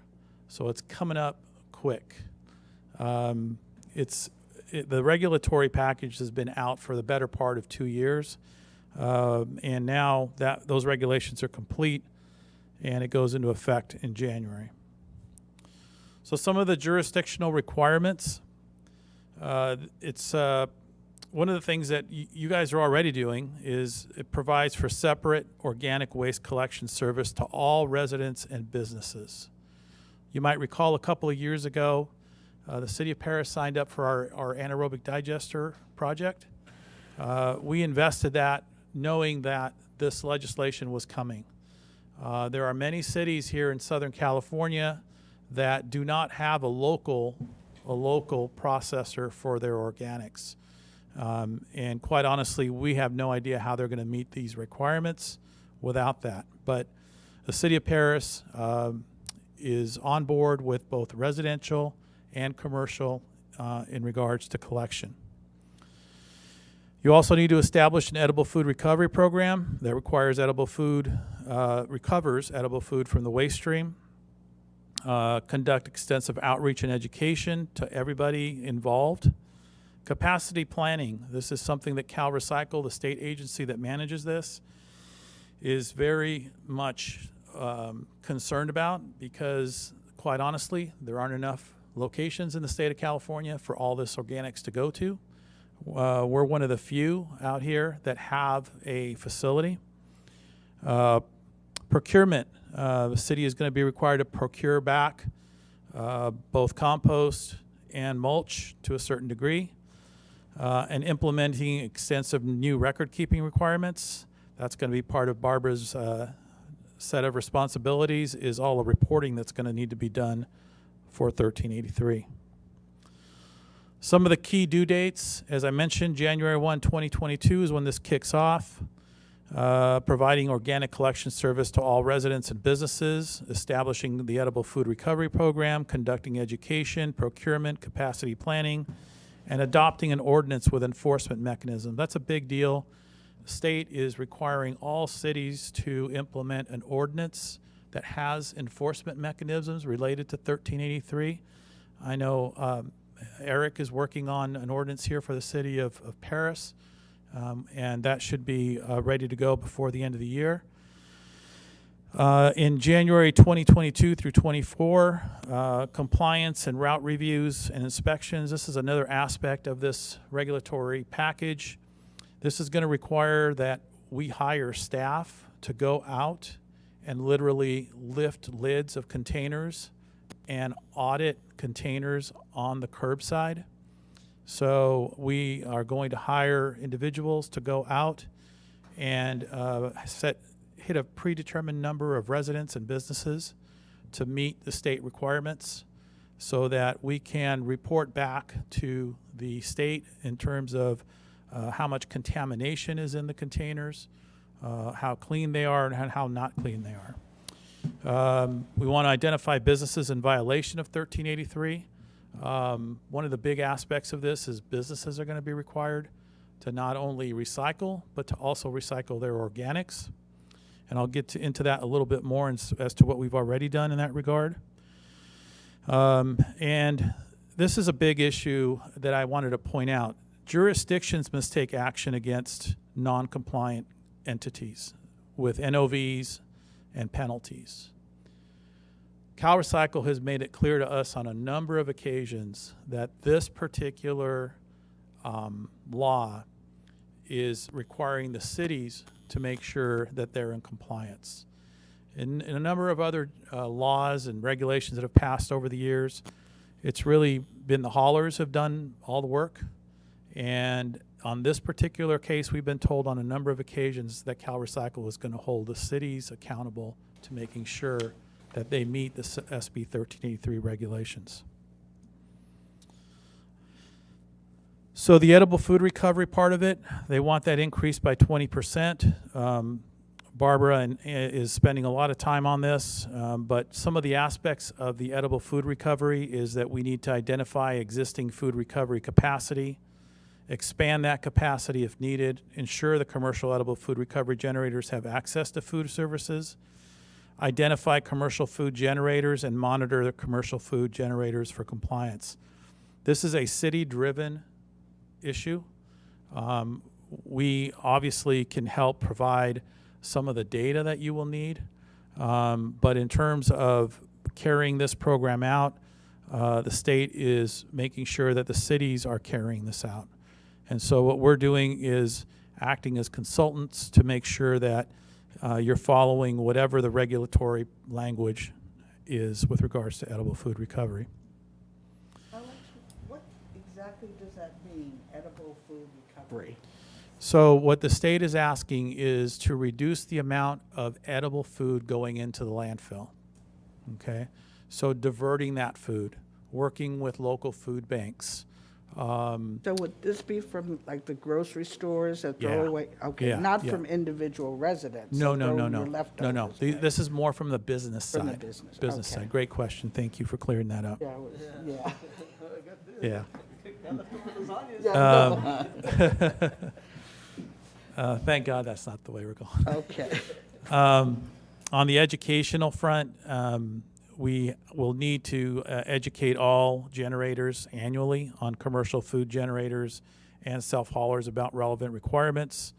Jurisdictions must provide print or electronic communication, and they also may supplement with direct communication. We have a lot of this stuff already done, and what we'll be doing is working with your staff to make sure that both the commercial and residential side of the equation is educated and informed.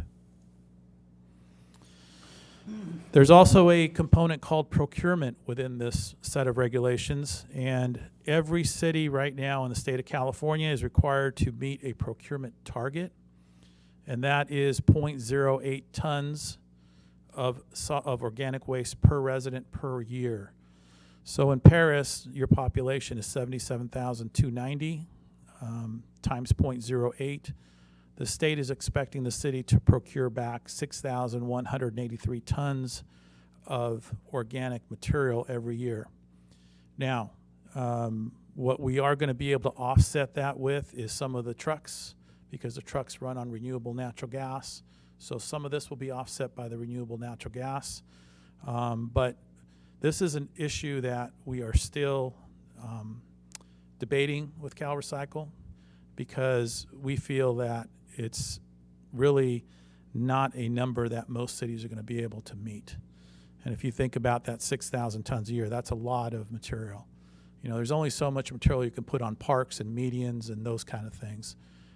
So this is an open issue at this point with the state, and it's something that we are trying to work through with them in terms of the procurement part of it. Compost, renewable natural gas, electricity, as I mentioned earlier, they're looking for cities to use the compost for city-managed parks, public landscaping. As I mentioned earlier, renewable natural gas will be an offset. They're also looking for the cities to procure recycled content materials, such as recycled paper, those kind of things. So when CalRecycle comes around, they're going to ask the cities, show me your recycled paper, show me what you're doing in terms of procurement for recycled material. And so it's going to be interesting the first couple of years to see how they go about doing that. So infrastructure. This is capacity planning. This is what I was talking about earlier. City of Paris is in great shape with regards to infrastructure. You have the AD facility already built, ready to go, or already operating, if you will. So from this perspective, the city's in good shape. Cities that don't have these types of facilities will need to plan for them, as well as the county. This is a county-driven aspect of 1383. So as I said earlier, we've got this covered. And so we don't have any concerns about the capacity planning for the city of Paris. This next issue, compliance review and contamination monitoring. This is the big aspect that is going to, I think, impact the city more than anything else, because we are going to have to do those compliance reviews on an annual basis. All commercial businesses must have an organics collection program. We need to verify that the businesses are subscribed to that organic service or self-hauling. We are going to have to do contamination monitoring for SB 1383, which means route reviews, going out there on the street, flipping lids. And then we're going to also have to do a back-end audit, which means when the truck comes in the yard, dumps the material on the ground, there is a protocol written into the regulations where we have to pull 200 pounds a day for 10 days and look at the material and make sure that there isn't a certain amount of contamination in the material. Who passed this? What's that? I said, who passed this regulation? And they're not giving you money to do all this either, Oh, right? no. This is what's called an bill. unfunded mandate. And we have to randomly select and sample containers along the routes. All routes got to be reviewed on an annual basis. This is going to be the biggest chunk that no hauler has covered right now, because this is going to be something that nobody does right now. The not staffed for it, so it's going to be the biggest part of what we need to get done. So this next slide is what the Paris Compliance Review or Report Card looks like. This is what CalRecycle looks at every year, every quarter, and to see where the city of Paris is with regards to compliance and how many customers that we service in the city of Paris are not recycling. Okay, so if you look at the highlighted yellow line there, in the first box, mandatory commercial recycling, City of Paris is doing a great job. There's only 8% of our customers currently that are not recycling.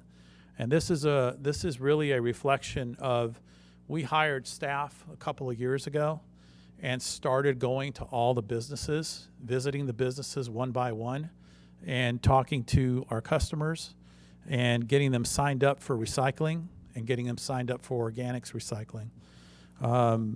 And if it wasn't for that, your numbers would not be anywhere close to what they are today. So you're only at 8% not recycling on mandatory commercial recycling. Multifamilies down to 23%. We started back in 2017 with 83% not recycling. On the organic side of the world, this is just the commercial. You're only 16%, almost 17% not recycling organics, and 12% on the multifamily. So these numbers are great. CalRecycle came out this year and did their audit and their study. Very pleased with the numbers that we have here in Paris. Again, a reflection of a lot of hard work that went into this over the last 2 years of hitting the ground and making sure that the city fell into compliance. So some of the solutions that CR&R is providing, as I said earlier, we've already converted your residential carts to organic carts, where you can put your put your green waste and your food waste into your carts, and you can bring them, or we bring them, to our AD facility here in Paris. That was done back in 2016, so no problem there. Commercial, as I said earlier, we added boots on the ground a couple of years ago to sign up the commercial organics and recycling accounts. Those are looking really good. The regulations also require the containers to be a certain color, and they have a certain labeling. In the original regulatory package a couple of years ago, we fought hard because they wanted all the cities to change out all their containers. Wow. It would have been a multi-billion-dollar endeavor. We fought that tooth and nail. The entire industry did. And now what they're asking is that all containers be switched out by 2036 or something like that. So as we switch out containers, we'll put in the new containers that are compliant, and we'll also have the labeling that's compliant. So future compliance, we will assist the city with the outreach materials ensure the businesses are and commercial edible food generators are compliant, and performing the on-site contamination monitoring. Those are the issues that we need to face and take care of. Our standard containers is the one recycle, one trash, and one Green, green. gray, and black. So what is this gonna It will create not another? change. No, it will not change anything. It'll still be the same three? Yep. Okay. Yep. Yeah. I just kind of say, because otherwise they need to come help us pull them out, because I'm tired of Right. taking. Right. Yeah. Okay. No, we don't. We did that on purpose. Gotcha. 2 years ago, we did that on purpose because we knew this regulation was coming. We knew this Right. law was coming, and to be quite honest with you, we try to get ahead of the curve. I can tell you a number of cities that are not even close to being compliant, and they have less than 4 months to do it. So we're very pleased that the city of Paris took the step they did a few years ago. But we take our waste seriously. That's right. So on the infrastructure, as I mentioned earlier, we've got that handled with regards to the AD project. The city of Paris has guaranteed capacity, which is something that's come up recently in our meetings with Cal Recycle. And we're very proud to say that the city of Paris does have guaranteed capacity at the AD facility. CR&R will work with the city on the procurement aspect of these regulations. Again, that's something that is kind of something in process right now. So next steps for the city of Paris. Need to review and adopt the SB 1383 ordinance with enforcement mechanisms included in that ordinance. And I think, if I'm not mistaken, Eric, we've given you kind of like a sample ordinance. So that should be coming shortly. We're probably going to need to review and amend the franchise agreement for 1383 as well. And we have a model amendment as well, I think we've shared with you. We want to continue signing up new commercial recycling and organics customers. And the big component of this is going to be reviewing the cost of additional resources for the July 1, 2022 rate adjustment. And most of that is going to come in the way of having to staff up for all the sampling that we have to do, the post-collection that we're going to have to do, the new educational requirements, and the new reporting requirements. Those are things that are new, that we're going to have to add staff for, because we simply don't do those at this point in time. We're going to pay for it. And that's it. Thank you, Alex, Thank for a you. great presentation and unwanted materials to be hearing about. But in my leisure time, I'll try to read through this list of items you got here on the checklist. Okay, Council, anybody have any questions, clarifications? Yes. Mayor Pro Tem Rep? Yes, question. Due to COVID-19 and a lot of businesses having to shut down over the last year, has there been any talk about delaying this for an additional year? Because it seems kind of onerous on the businesses. You know, if they get fined to put the wrong banana peel in a trash can, but you can have like homeless people sleeping all on the sidewalk. It just seems a little like crazy, to be honest with you. We have argued that point to death.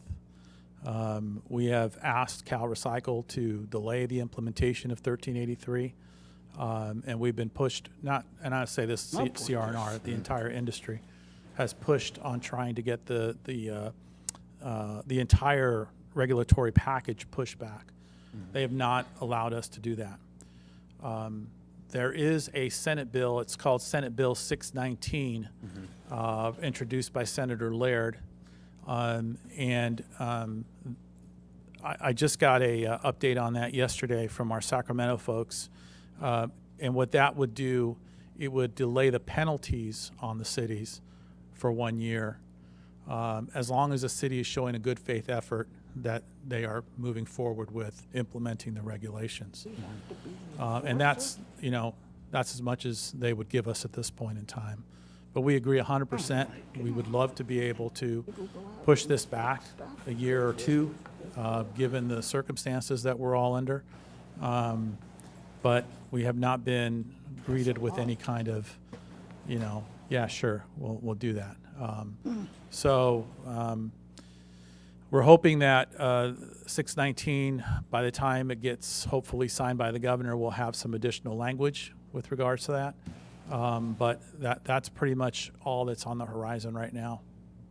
And then one follow-up question. Yes, sir. Regarding the penalties, is there a limit, like a threshold the city can set them at? If we decide to say set it very, very low just to cover enforcement costs, are we allowed to do that, or is there a statewide mandate regarding the penalties for not complying with the new law? Eric, do you remember if there's a certain number? I know that there's a section of the regulations that talk about it. I just off the top of my head, I don't know. Just to follow up with what Mr. Brekovich said earlier, in the past, for a lot of failure to meet recycling requirements, the cities would pass those indemnity obligations on to the hauler. But under 1383, the state doesn't want to allow that. They want to actually penalize the city for not following these things, and I'm not aware of any way to lower those fees. I mean, a lot of them are like, $10,000 a day for not being able to comply with these regulations. Against the city. Correct. It's very onerous. Is this CRNR is pretty sophisticated, this presentation, as you can see, but this is affecting cities all across California, and everybody's dealing with it at the same time. It's pretty onerous. Were you referring to that, or are you referring to the fines that we would enforce? Both.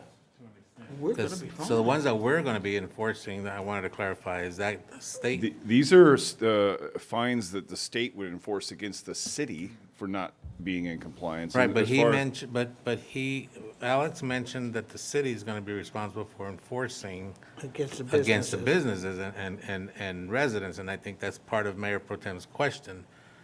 Are those laws going to be municipal code enforced, or are those state laws that we are enforcing? You will see, Mayor and Mayor Pro Tem, you'll see an ordinance. We already have a model ordinance that's drafted, and it has to be molded to fit the requirements of whether your city has 1 can or 3 cans or whatever. And then we will have penalties in it for individual businesses like Stater Brothers or something that isn't complying. But it's going to be difficult. Yeah. No lie. Interesting. Mayor Pro Tem, you have any more? Thank you. Councilman Corona? Okay. So the question, I guess, to kind of follow up with that, are we communicating with do all the grocery stores know about this? And all the businesses? Restaurants and everything? Yeah, we have reached out to pretty much all the businesses in Paris and informed them of their obligations under 1383. And I don't know that I can't sit here and say all of them, but everybody who is required under 1383 to comply with those regulations, we've pretty much touched all of them. We've sent a number of letters, a number of pieces of educational material. We've gone and met them face to face. Like I said, a lot of the businesses here in Paris are already under compliance. Okay. So, when you've got a 8% of your businesses not in compliance, that's a pretty good number. 92% are in compliance. Okay. And again, that's a reflection of the work that's already been done. Okay. And then I take it with the Senate bill, it's going to require you guys to have more staff, more drivers, everything? It's going to require us to have additional staff to go out and do the audits and the sampling. We think we've got enough, staff. We're not. I wouldn't say that we're 100% staffed up with regards to drivers, and that's posing a huge challenge for us right now. Industry-wide, there's a serious commercial driver shortage, and the industry is basically scrambling, trying to find qualified personnel. So our concern is if these regulations require that we add additional staff, it's going to put that strain even harder on us. Right now, we're looking at it from a compliance standpoint, making sure that we have enough people to go out there and do the sampling and the auditing. But it's just really going to be a factor of how many more, customers we have that we're going to need to service. But we think we're going to be in pretty good shape in that regard. Okay, and then kind of going to the point, kind of related, unrelated. I know that there's a shortage, especially when it comes to picking up the green waste. I've been getting lots of complaints, thinking that's the cities. Are we catching up, or are we still having issues for a while? I'll be perfectly honest with you. We're still trying to catch up. Okay. It's a tough situation. First of all, finding qualified commercial Class B drivers is extremely difficult right now, for a lot of reasons. So we're challenged in that regard. Mm-hmm. Secondly, we have currently 9 drivers out on COVID. Wow. So that's compounded the situation. So we're left with a number of routes open every single day. Our commitment is to go back the next day and get it picked up if we can't finish it, because we're also under DOT regulations, DOT law. We can't work more than a certain number of hours per day. Drivers can't. And so we're kind of being squeezed on both sides. I've been in this business 35 years. I've never seen anything like it. I've never seen a situation where, we can't find drivers. And it's one of those things where we've added recruiters. We've changed some of our own internal minimum requirements, but we're trying to balance it out. We don't want to hire anybody that comes in the door because there's safety issues involved. So it's a balancing act. And right now it's very difficult. I've talked to just about every one of our competitors around here. They're all in the same boat. So it's a tough time right now. Okay, I'm just being honest with you. Yeah. That's good. Thank you. Okay, nobody else is in the queue. Thank you for your presentation, Thank you. sir. Good luck. Thank you.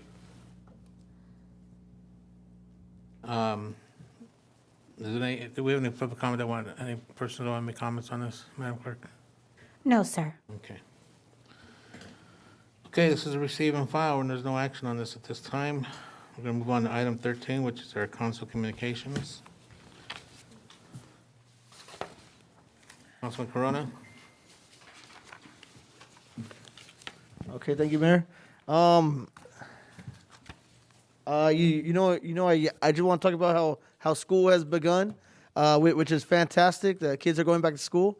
But I just want to kind of encourage everyone to just continue to be safe so that the schools do remain open. I know as some of our neighboring cities, they're seeing the big surges, and whole football teams are having to go on quarantine and stuff like that. I don't think anything in our immediate city so far, but just continue to be cautious about that.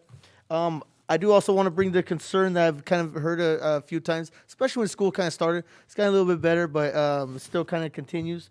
But when thousands of kids are trying to get to one place or a few places throughout the city, it does create some traffic issues. So just be cautious of that. To leave during certain hours if you can, to give yourself a little bit more time. And at the same time too. A few of these schools are having to deal with construction issues as well too, which creates other issues too. So just continue to be safe. But that's all the comments for me.